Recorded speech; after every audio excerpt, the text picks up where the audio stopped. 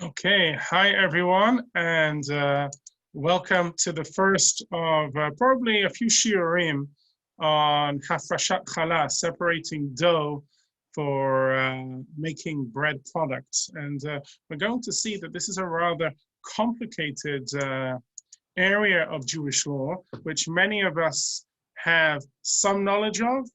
Many women have much more knowledge of it than the men, and I might have a theoretical understanding of it. And perhaps, again, not to be sexist, but it could well be that some of the ladies have certainly far more practical skills on this one than I do. So I will certainly be looking for firsthand knowledge on this one from you.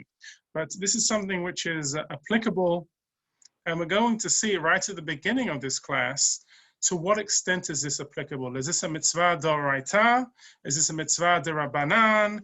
Is it something else? And so let's begin straight away.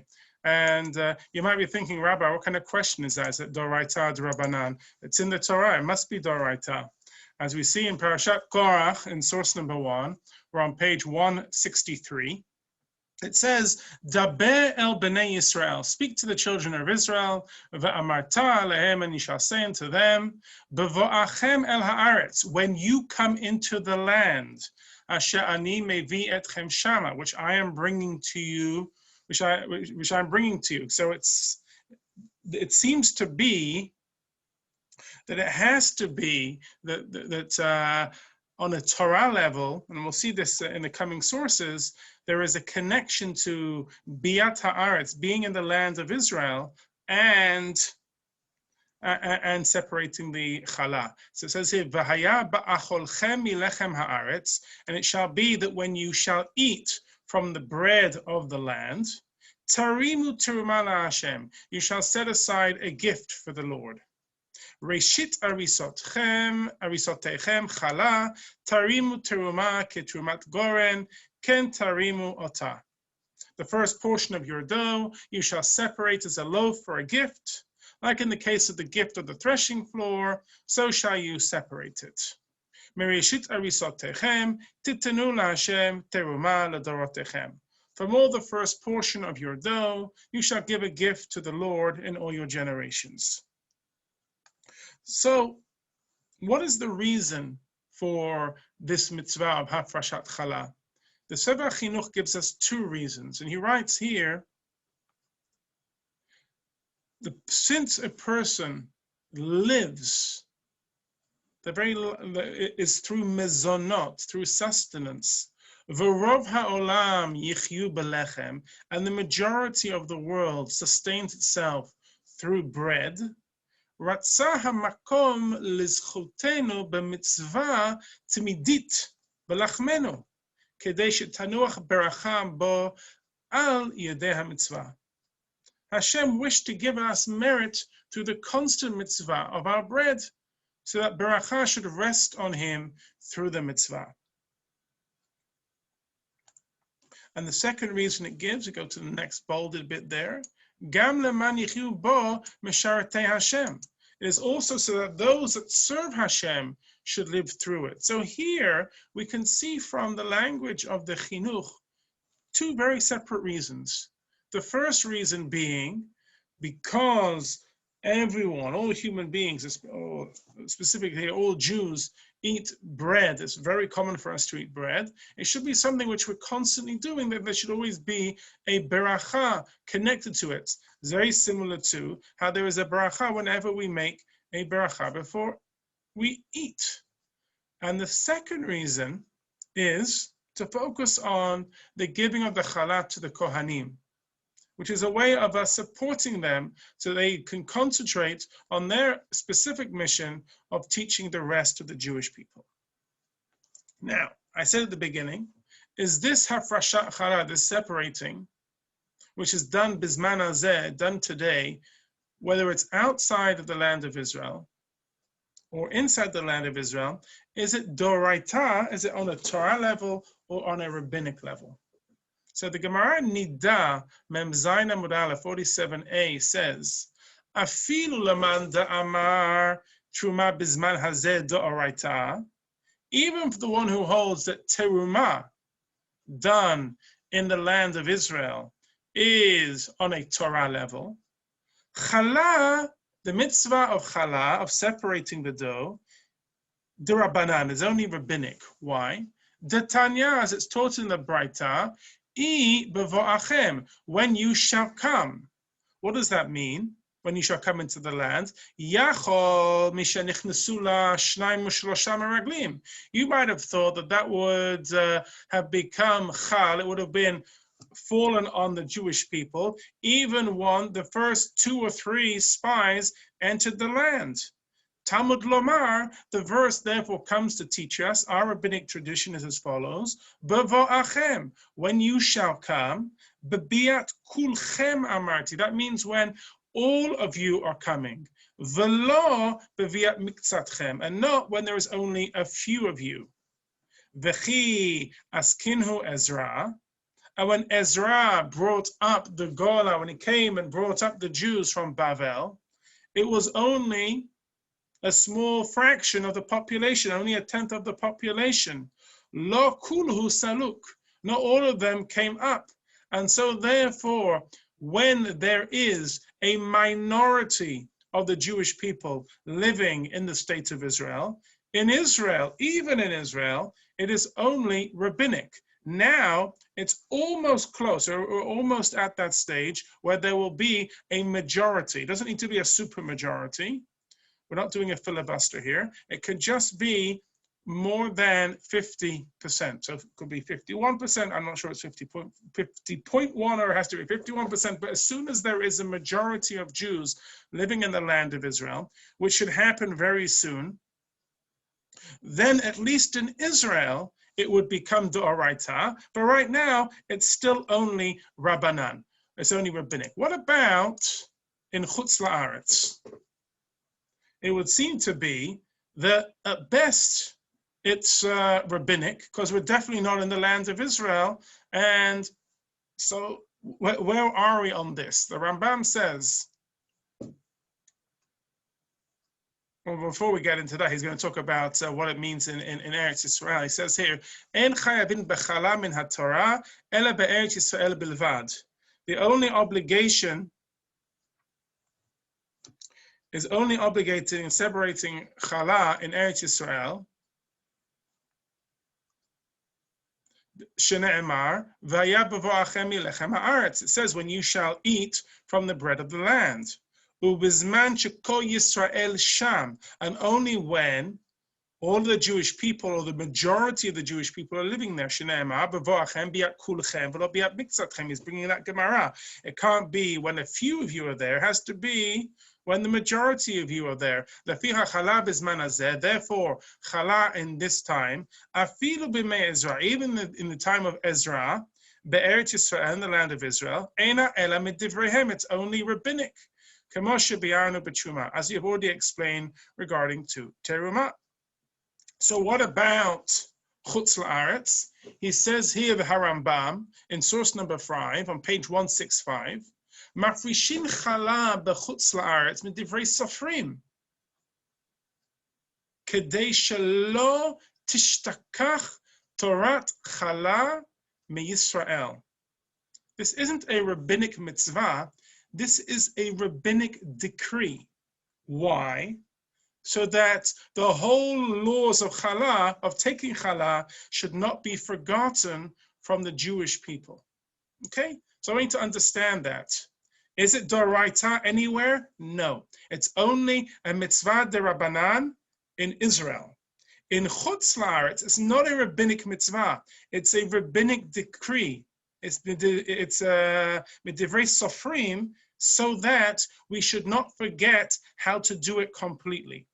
And it's very interesting, this, because I kind of wish the rabbis had done this for all the mitzvot, that they should be midivrei sofrim. Because I think about like Truma and Maaser, when you go to Israel, thank God, when you go to the supermarket, you can go there and it tells you how to do Truma and Maaser. But there are many people in Israel, when it comes to doing your own horticulture, you want to grow some your own vegetables or whatever, you want to grow some fruit, people don't know how to take Truma and Maaser.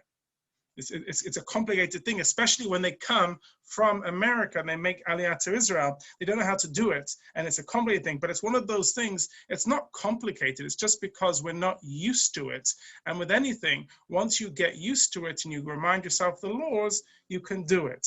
So again, I don't have a good answer for why some things like this is very clearly a mitzvah, which is connected to Luya Ba'aretz. And yet we have, it's connected to the land of Israel, we have a Midivrei Sofrim, so that we don't forget it, we still are Mafrish Hallah, we still separate Hallah. But I'm saying why we do it for Hallah, but we don't do it for others, Sarich Iyun, it needs a little bit of an understanding of how that happened and why it happened, why it didn't happen.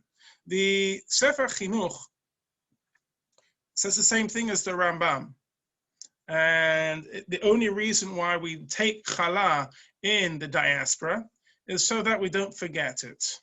And he adds a little difference, because it's so that we don't forget, we're even more lenient regarding the laws in Chutz La'aretz than we are in Eretz Yisrael. So he says here, Midivrei Sofrim, on a rabbinic decree, L'hafrish Hallah b'Chutz La'aretz. We still take Hallah in the diaspora, Kedei shelo tishtakach Torat Hallah miYisrael, so that the law of how to separate Hallah is not forgotten from the Jewish people.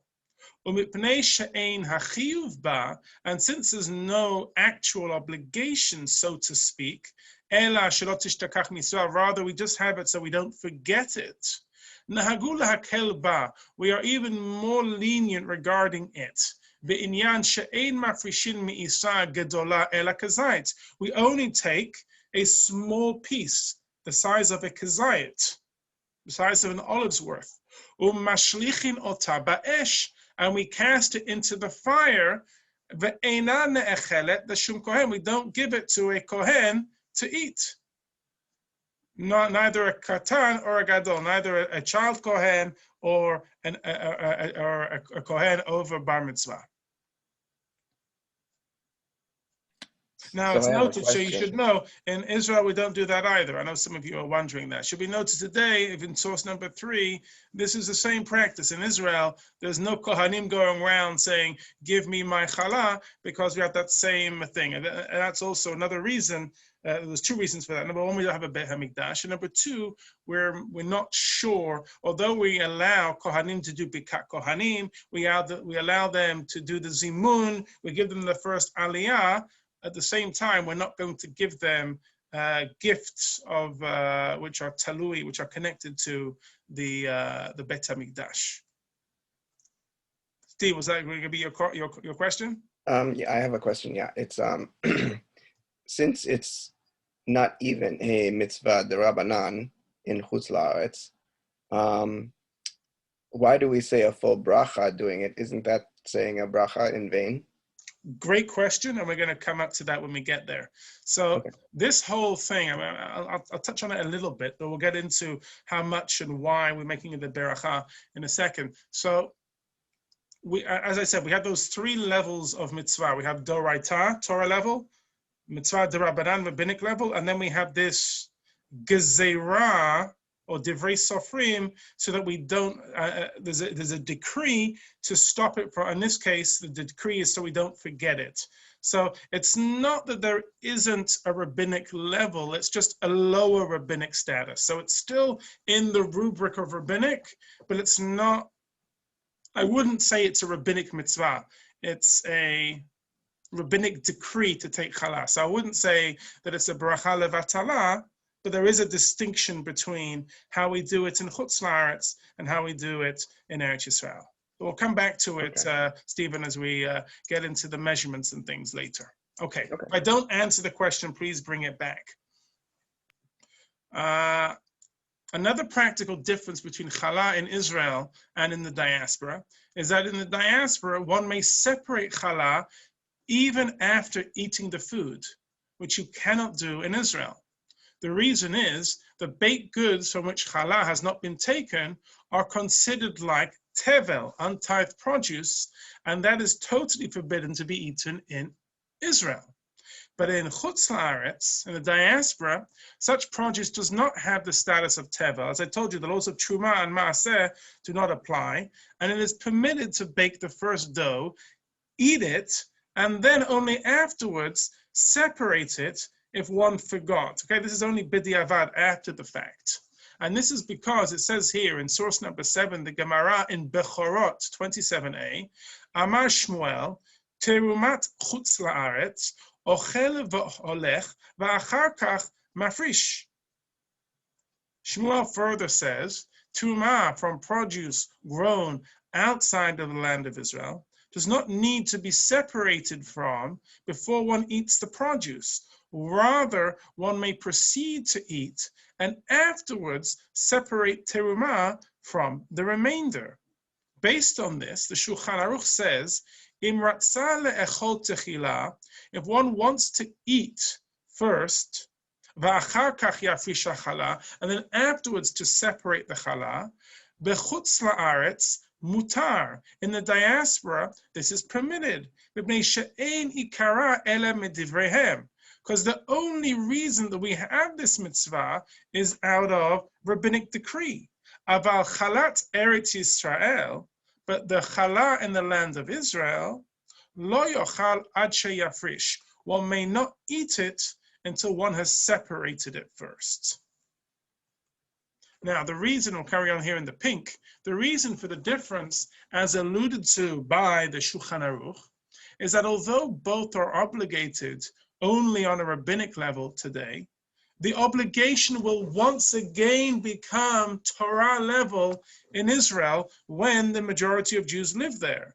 While in Chutz La'aretz, it will only ever be d'Rabbanan, and the only reason we do it is so we don't forget it. That mitzvah in Chutz La'aretz will never be transformed to a Doraita.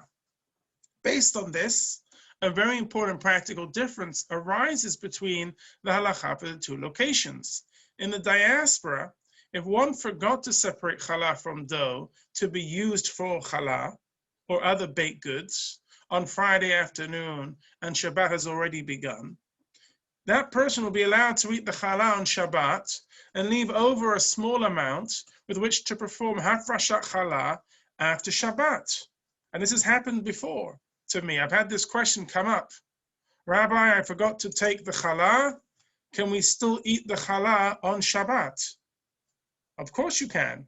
Just leave over some, and then the leftover, then take from it. But that's only true here in Seattle, here wherever we are in diaspora, but not true if I was in Petach Tikva, for example. It says here, the Mishnah Berurah, Shaharei chalat chutz la'aretz yachol le'echol belo hafrashat challah. One could even eat challah in the diaspora without taking the challah. Ulshayem, you could leave over a little bit, ad achar Shabbat, until after Shabbat, ulafrish min hamishuyah, and then you would take challah from that which would be left over. Okay, so here we see that there are, as I said, a couple of leniences. So I hope that kind of explains, Stephen, a little bit more your question there about how is this not is this mitzvah d'Rabbanan? This mitzvah d'Rabbanan in Chutz La'aretz can never become d'Oraita, whereas the mitzvah d'Rabbanan in Israel will become d'Oraita and probably will come d'Oraita beautifully in our time. Like it could be in the next 5-10 years, and maybe even we're almost at that point because again, who is a Jew? And again, that'd be a bigger class in of itself. But it might be we're already in some of those situations where there are. But even if you wanted to go by lenient positions of who is a Jew, and we don't know who is a Jew completely, we will soon get to a stage where there are more Jews living in Israel than outside of Israel. And so therefore we could get a major upgrade where a d'Rabbanan becomes a Doraita. And you want to do that Doraita? Where are you going to go? Eretz Yisrael. I think, to be honest, I think that's very exciting to know that. That's yet another reason to go and live in Israel. Not that we need any extra reasons. Now, the Rama here, and this is a very important thing, which is, should I make challah on Shabbat? Or should I buy it from the bakery, or we don't have many, we don't have that from the supermarket. Okay? Here, we're going to see that there's a clear preference for home-baked chalot. We're going to see that in the sources tonight. It says here as follows: Nohagin lalush kedei shiur chala babayit, לעשות מהם לחמים, לבצור עליהם בשבת ויום טוב, והוא מקרבות שבת ויום טוב, ואין לשנות. The custom is to knead enough dough for the measurements of challah at home in order to make rolls to make hamotzi on them on Shabbat and Yom Tov. And this is considered part of showing proper kavod Shabbat and Yom Tov, and one should not change it. Okay, so it's saying if you're making challah on Shabbat and Yom Tov, you should make enough that you can be making the beracha. Okay, it says here. How do we know this? The Biur Halacha explains that it's alluded to in the pasuk, and he says here, was very, very interesting what he says here. I want to go down to the last 4 lines, okay, where I've got it bolded here. I've said here, it says here, U'ba'avonotenu harabim hayom, because of our great sins today, hitchilu ezen nashim lahashvit haminhagahu. There are a few women, there are types of women who have stopped this custom.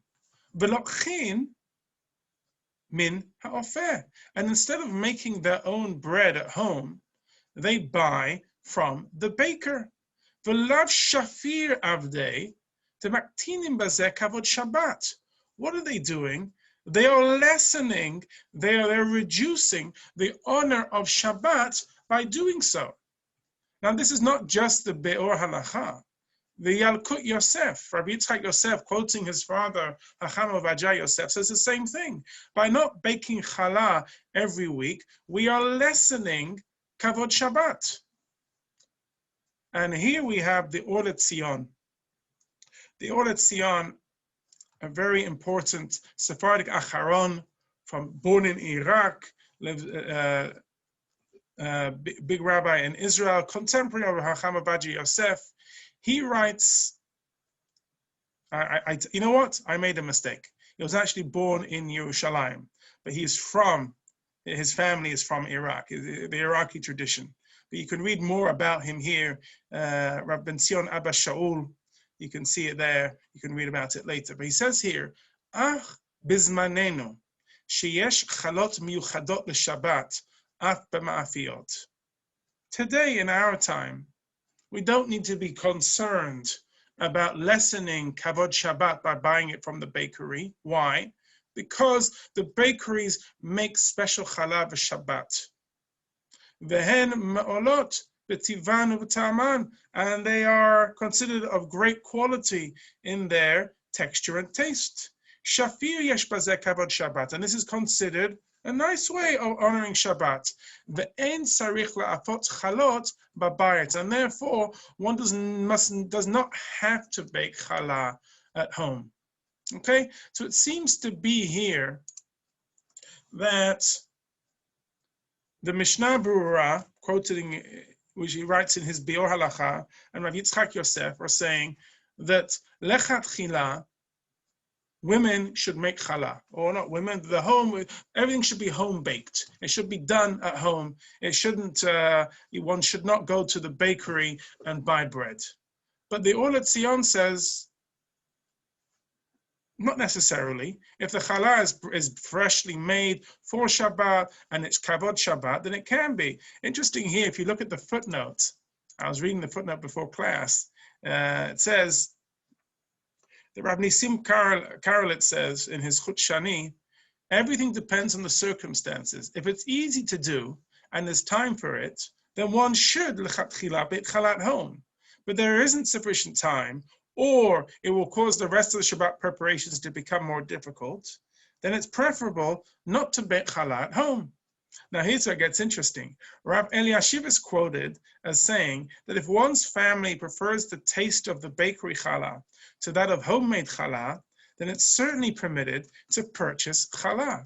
Now, it's very funny, when we were living in Australia, we had this thing called Glicks challah, which I I wish I knew back then that was definitely not challah, because it was so sweet. It was, I think it was just cake. But my kids, when they were very little, you can ask Kochava and Gabby on Shabbat, they love Glicks challah. Like, they can still remember the taste of it. Like, or whenever we were doing Shabbatons with the with my middle schoolers at Yavne, when I was teaching in Melbourne, we would buy like tons of these chalot. They would go in seconds.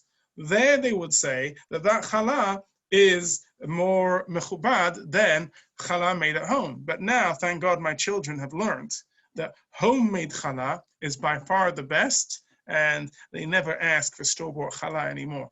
Could be because Seattle doesn't have the greatest of bakeries, or it could just be the Rabisa is a much better baker these days. Either way, I don't know, you can look it up that way, but it seems to be that through those sources that we could see, that yesh al mal ismach, one has that which to rely on if you go to the bakery, but definitely there seemed to be a preference for making home baked challah, and definitely something which I think is a good thing to do, but it's saying that definitely for Shalom Bayit, one could certainly rely on buying the store-bought challah without feeling any concern or feeling bad about it.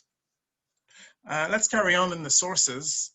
Now, I said that anyone can make the challah at home, but as we all know, this is really one of those, just like hadlakat nerot, lighting Shabbat candles, this is one where women have really taken it on. And this is because it says here in the Mishnah, in the second parak of Shabbat, in Bameh Madikin, it says, we say this every Friday night, Al shalosh averot nashim metot b'shat lidatan, for 3 transgressions, women can die during childbirth. Because they're not careful with challah and the laws of nidah and the laws of Shabbat candles. Now, you can look at it that way, that this should be something that women should be careful not to do, if the Mishnah is saying that that's how, chas v'shalom, a woman could die in childbirth from it. But we have never taken it that response. Women have always seen it as, no, by not being careful, a woman could have such an issue. But we Jewish women are careful, and so therefore it's always been a badge of honor that women have taken. Obviously, nidah, women are the primary ones to take on that, but challah and hadlakat nerot, the women are very careful with those mitzvot. And as I said at the beginning of the class, this is something where the women will be helping, because they are the ones who are the practical ones behind the scenes who are making the challah. Now, the conditions for Hafrashat challah. Which dough? So now that was really the introduction. Now we're going to get into which dough is subject to the obligation of challah. So the Mishnah says, Chamisha devarim chayavim b'challah. There are 5 types, or 5 things which are obligated in challah, and those are the 5 grains that we know so well, the same 5 grains which one can make matzah from. And one would be chayav for making chametz on Pesach. And they are chitim, se'arim, kusmin, shibolet, shu'al, v'shifon. The wheat, barley, spelt, oats, and rye. Hari elu chayavim b'challah. Okay? The Gemara wants to ask, what about millet and rice? Hane'in, or is v'dochan lo? So that's true for those 5 grains, but not for rice and millet. How do we know this? Amar Reish Lakish, Atiyah lechem mimatzah. Kitiv hacha v'ya bochem milechem haaretz, ukitiv hatam lechem oni. Okay, so we're going to make we're going to darshan from the psukim, and we're going to learn that we learn lechem from matzah, and if we mention here that when you shall eat the bread of the land, when he shall come and he shall eat from bread of the land. And it says there, the poor man's bread. Just as there, poor man's bread can only be the 5 grains, so too here, bread can only be from the 5 grains. So the Gemara counters and says, "V'hatam gufa milan." But from there, why do we know that lechem oni can only be from the 5 grains? Amar Reish Lakish v'chen tana debei Rabbi Yishmael v'chen tana debei Rabbi Eliezer ben Yaakov Amakra, because the verse states, "Lo tochal alav chametz shivat yamim, tochal alav matzot lechem oni." So what is it which is one would be chayab for making it chametz, and one can eat it as matzah? Devarim habaim lidei chimutz, things which can become chametz. Those are the things that one fulfills his obligation with matzah and Pesach. Yatsu elu, that excludes those things she'ein bein lidei chimutz, which don't become chametz, ela lidei sirchon. They don't become chametz, they become what's known as decay. This was something which our Rishonim didn't quite understand, especially the Ashkenazic Rishonim. They were very concerned about things which could become, they couldn't tell the difference between what becomes chimutz or chametz and what becomes sirchon. And so that's where kitniot came in, and that's why Ashkenazim have the minhag not to eat kitniot, because they can become sirchon, but they can never become chametz. But Sfaradim of Seattle, the reason why we don't eat rice is a different reason, because wheat and barley could be placed in there, as opposed to the concern about it becoming sirchon, because of it becoming chametz. We know that rice could not become chametz. Now, I'm not going into a Pesach shiur right now, but there we see that it's the 5 grains, and it's not rice, and it's not millet. And here we see the Shohana Rook codifies that as well.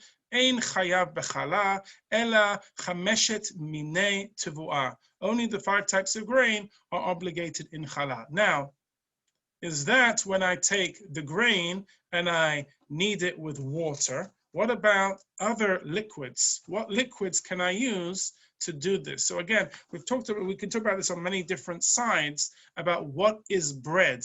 I've hinted about this in other forums, that bread needs to taste like bread. If it's too much fruit juice, or there's too much sugar, or there's too much this, that, and the other, it really isn't bread. Does that affect the taking of challah or not? So this is interesting.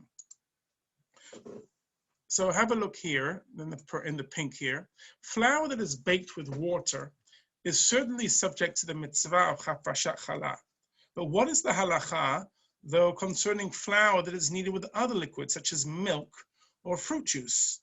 Okay, so let's say I'm making something, a lot of Ashkenazi chalot, for example, do this, okay, especially on Purim. But today, even forget Purim, it's just become very common practice that we have almost cake-like chalot in Ashkenazic circles, and even almost in Sephardic circles. I've definitely seen it in Israel. Do those need challah to be taken from them?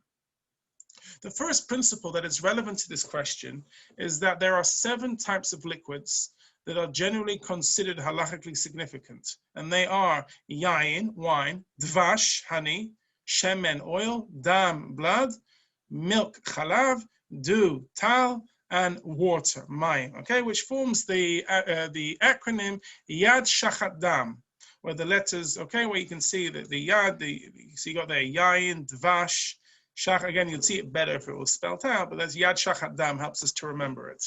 So what is the halacha with fruit juice, which is not any of those? The Mishnah in Hallah states that fruit juice is still included, and challah must be taken from dough that was kneaded with fruit juice. Now, obviously, we're saying fruit juice here, we mean pure fruit juice, not from concentrate, because concentrate, by definition, would have water in it. So here, pure fruit juice, isa shenilosha b'mei perot, chayevet b'challah, even fruit juice, so it might get the beracha of mezonot, on what the beracha is, but it would still need to be mafresh challah from it, okay?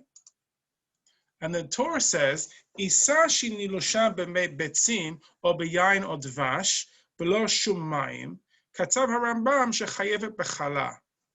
Concerning dough that is kneaded with eggs, wine, or honey without any water, Harambam writes that it is obligated in challah. V'adoni avi harosh zal, but my father, the Rosh, says, Hayam mistapek b'davar. He was in doubt in this matter. V'katav tov lizaher shlo lelush isa b'mei besim levadan. One shouldn't just make the bread, knead the dough with eggs alone. Ela betarobet mayim. You should have a mixture with water, kedei latzet midei sveka, in order to remove oneself from doubt.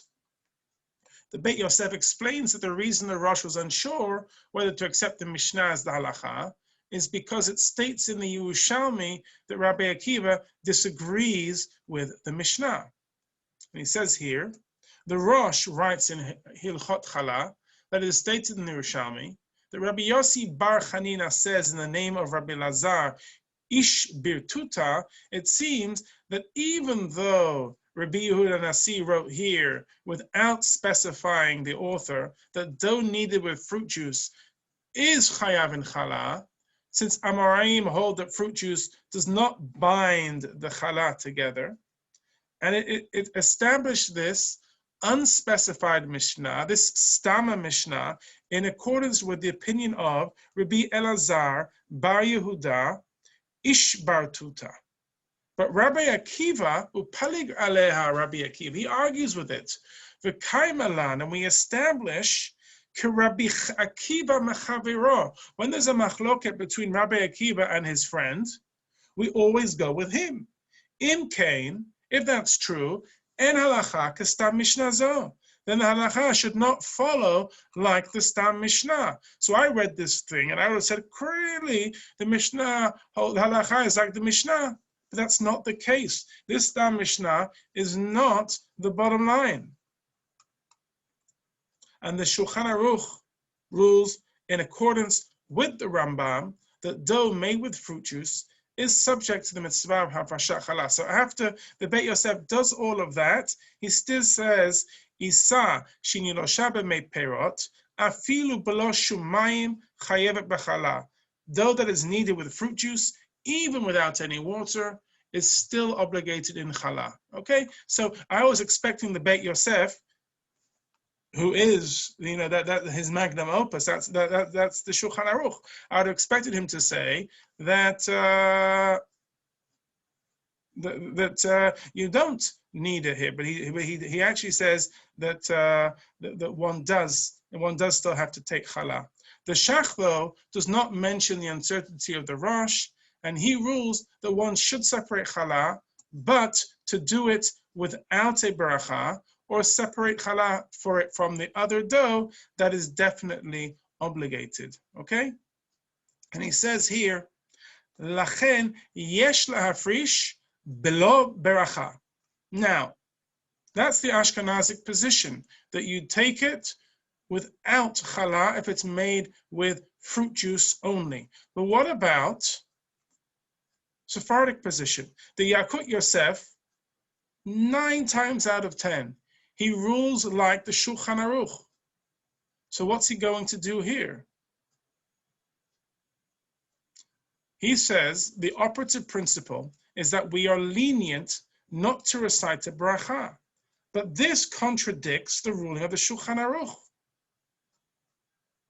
So here we have one of those rare occasions where the Yakut Yosef, Rav Yitzchak Yosef, the son of Rav Avadia Yosef, has this challenge. How is he going to explain halakha? We have 2 principles. Number 1, I always go like the Shulchan Aruch whenever possible. But I have another principle that when I have safek barachot, I have a certainty of doubt of a bracha, I always go lahakel, I always go leniently and don't make the bracha, because I don't want to make a bracha in vain. So which one do I follow? So here, the trump card is that you always have to go with, I don't want to make a bracha in vain, and so therefore he holds very rarely, in this case, he holds that one would take the challah without the bracha. Imlash b'mei besim, if one kneaded the bread with egg juice, or mitz tapuchim, or with apple juice, uchadome, or the similar, yafrish challah lelo bracha. One takes challah without making a bracha. Moreover, Even the Shohana Rook, who writes that dough kneaded with fruit juice is obligated al Hallah separated with the bracha, still recommends not using fruit juice that does not come from one of the 7 liquids alone in the dough. As he says here, Yesh lizaher milelush b'mei perot she'einam mishiva mashkim, ela im ken ya'arev imahem achat mishiva mashkim. Don't do it with pure fruit juice or pure egg juice. Make sure there is one of those 7 liquids. And again, one of those 7 liquids, he's not going to be using blood. He's not going to be using things. So put in some milk in there, put in some water or something else. Yeah. So if we're going to answer it in a future class, that's fine. But my question is, what makes challah challah? Are you talking about what makes bread, or you're asking the piece which we're taking from it? Well, does the piece taking from it then render the loaf to be challah? Like, is challah if you ask many people what's challah, they would tell you, oh, it's a braided egg bread, and it's, right? So visually they can tell you what challah is, but we know we could make Shabbat hamotzi on a huge variety of bread products. So is challah only challah if Hafrashat challah has happened on it, thus making it challah when the challah has been removed from the isa, and all the other bread is just bread? So it's a great question. And so, yes, that's a very interesting point here, which is what we call challah is Shabbat bread. But what is challah in reality is that which is taken. Now, is it called challah, the Shabbat bread, because challah is taken from it, and that's what gives it its name? Probably, I think so. And so therefore, when I'm making challah, even if I'm only making a smaller, and when I'm making bread for Shabbat, there we go, I'll be clearer. When I'm making bread for Shabbat, even if I haven't taken enough to require a beracha, I should still take dough from it. I should still take challah from it. Okay? Does that answer your question? Yes, it does. But it leaves me with not something that is to answer, but just to wonder, how is one defined intentionally by what they are not? And you are what you have taken away. And I think that it's kind of neat as we look at this as the women's mitzvah, and if we take it back to Brit Milah, and by removing a part of it, you become an official thing. So taking away the dough makes the bread fit for Shabbat use. Interesting, yeah. Well, not even fit for Shabbat use, fit for any use. Let's say you wanted to make bread for any day. Taking away the dough, taking away the challah, makes that bread ra'ui for eating. Right, but I mean more linguistically. It only is referred to challah because of Hafrashat challah. So its name is what it isn't. Exactly right, yeah. I think I get what you're going for, yeah. Yes, Sharon. I have a question, which is what I thought you were going to ask, and you asked something totally different, Shohana. But let's say you have, there's certain, if there's too much sweet stuff for spartum, I think, in challah, it's not challah. But you still have to, we just found out that you still have to take a piece of dough. What if you had something that had the exact same ingredients, like if you were making a babka, which is a yeast dough, and you put cinnamon and you put sugar all around it, and it's basically the same thing as challah, it just shaped a little different and baked a little bit different, but it's got the same ingredients in it. Would you have to take challah from something like that without a bracha? That's where I'm at right now. If you're making cake, and we're going to see this in other examples too, it seems that you need to take dough from it. We're going to see that if that happens throughout we're going to see there's a lot of material here to get through, but it seems that's the case. That if you're making a babka, it is. Now, the babka is mizanot. It'd be interesting to say whether Ashkenazim should really make hamotzi on it. Because I would say the difference between a babka and a challah for them could be very, very, very, very small deciding points.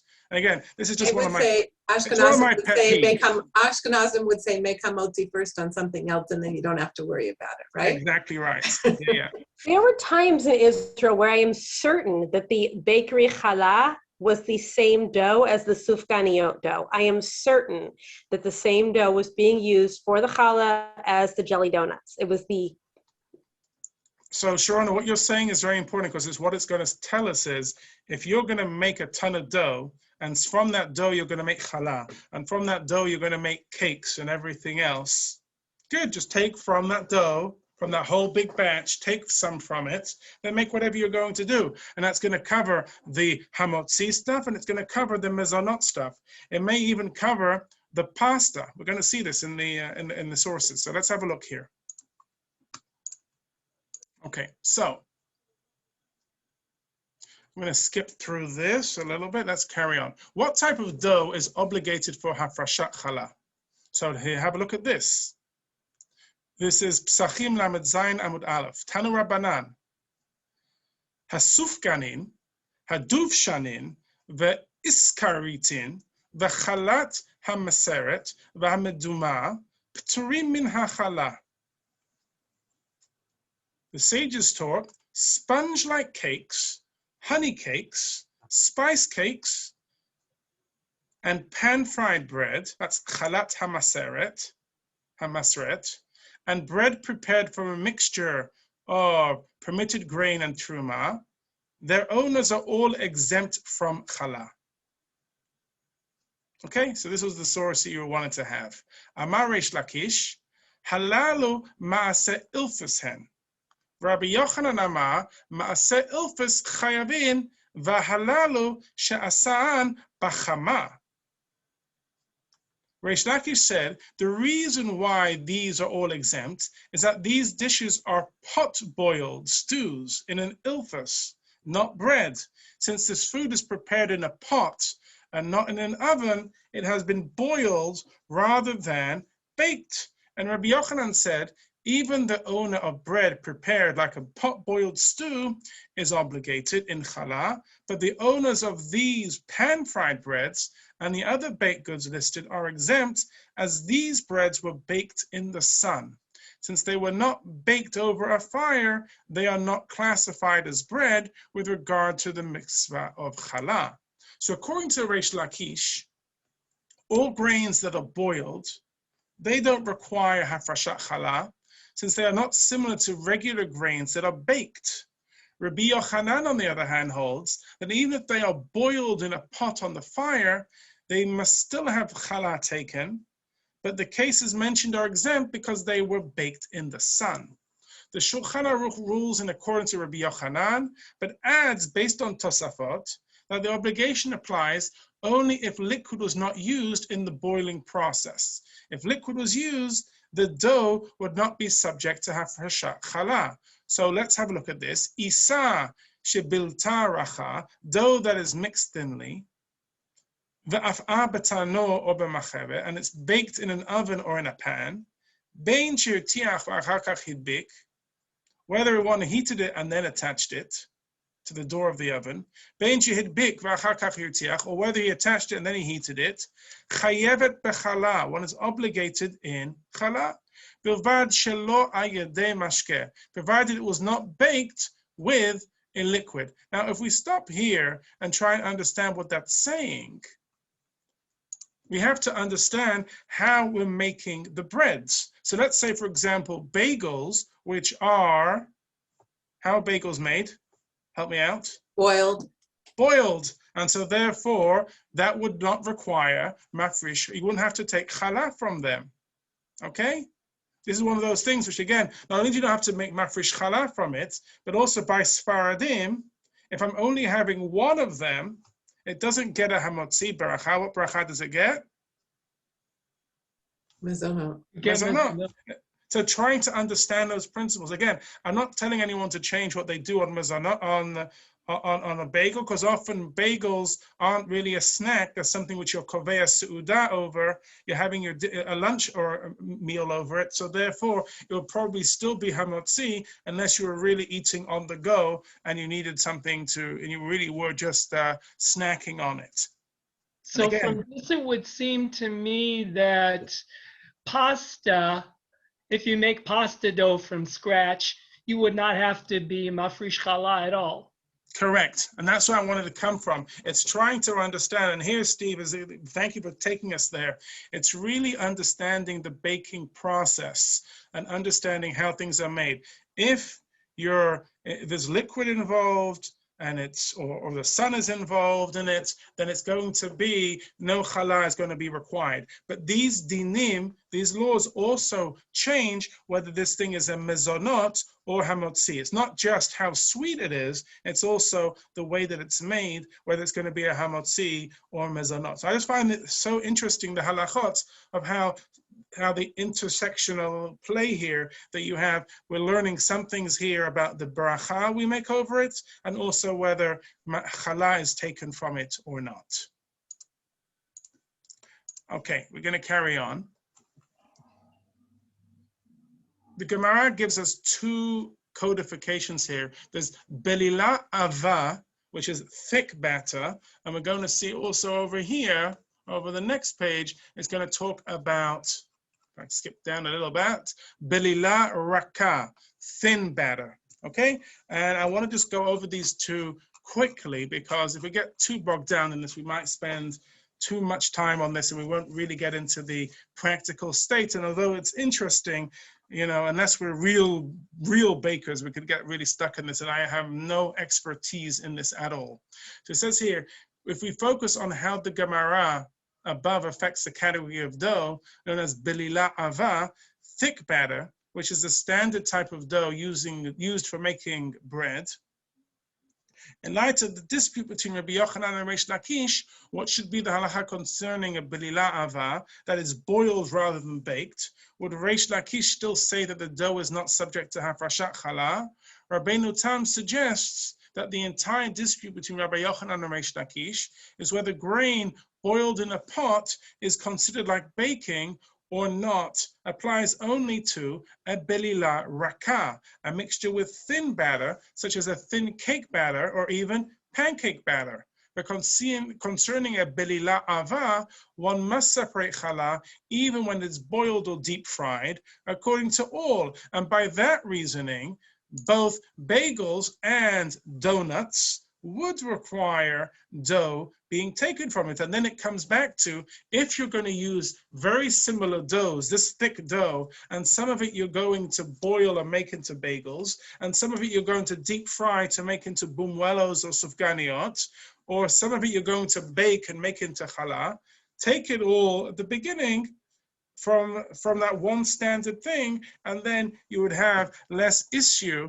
whether it's going to be, whether it needs it or not. So that was a big pun there, needs it or not.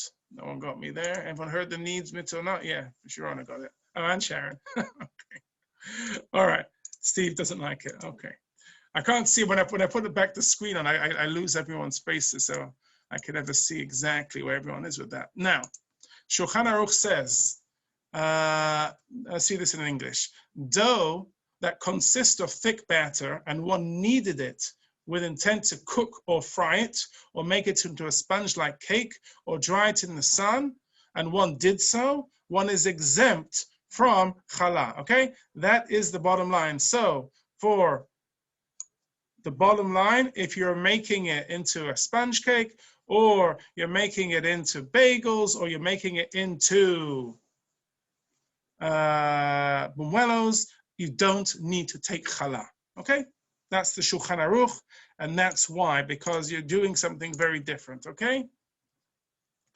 But if one needed it in order to make it into bread, and then one changed his mind and decided to cook it or fry it or make it into a sponge-like cake or dry it in the sun, he would still be obligated, as it was already obligated when you needed it.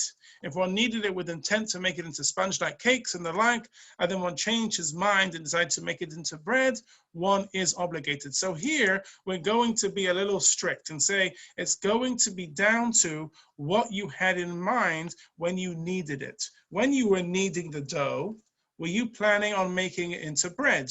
If that was the case, then even if you don't make it into bread, you would still need to make it into, you still have to take challah. Now, the opposite, you plan to make donuts and then you baked it, because it's now bread, then I go after what it looks like at the end, and I have to be mafresh challah. I have to take challah. So there's two things there. So I'm going to be doubly strict.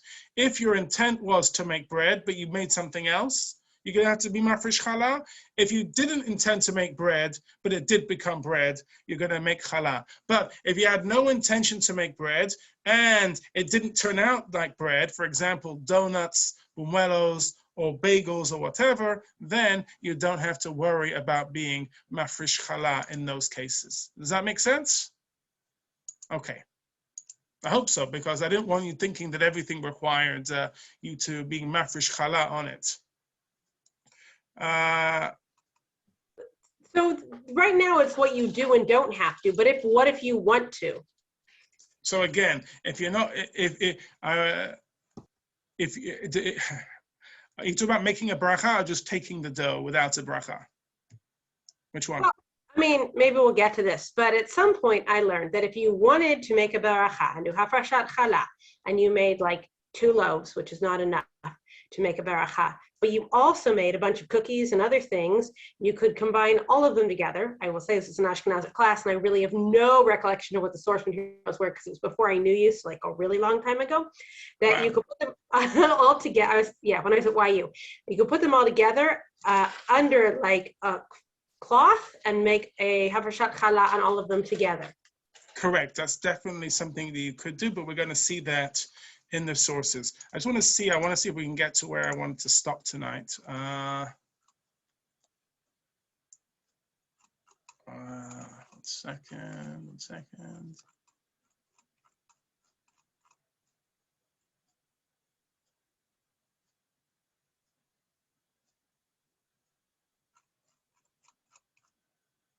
Yeah, we're gonna stop here. No, we're not gonna finish this. This is gonna be too much, and I'm going too fast. So I would like to say that let's just read this last source here in source 31, and then we'll stop for tonight. It says here, there is an obligation to separate challah only from dough that is prepared for baking, but dough that is thick batter but is designated for frying with oil, such as for donuts and the like, or is designated for boiling in water, like noodles, according to the strict halacha, it is exempt from Hafrashat Hallah.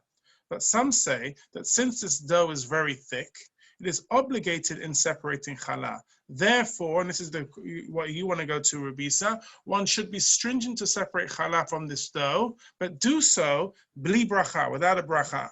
And if one wishes to bake part of the dough, one separates challah from it with a bracha. So unless you're going to bake it in the oven, you just wouldn't make a bracha over it. Now, what you were saying there about if I wanted to put it all together with cookies and with other things and noodles and everything else, yes, but you'd still need to have something which is baked, which would require the bracha. And he says as follows, the Sefer Kashrut concludes, when the batter is thick, such as for noodles, macaroni, and malawach, and sufganiot, a God-fearing person should separate from it without a bracha. So it seems to be, if you're doing anything with dough, even if it doesn't require bracha, and you shouldn't make a bracha, but you should definitely still take challah from them, just without a bracha. And we'll continue this in the coming weeks, and it's probably take us 3 or 4 weeks to cover all of this material and get through it. All right.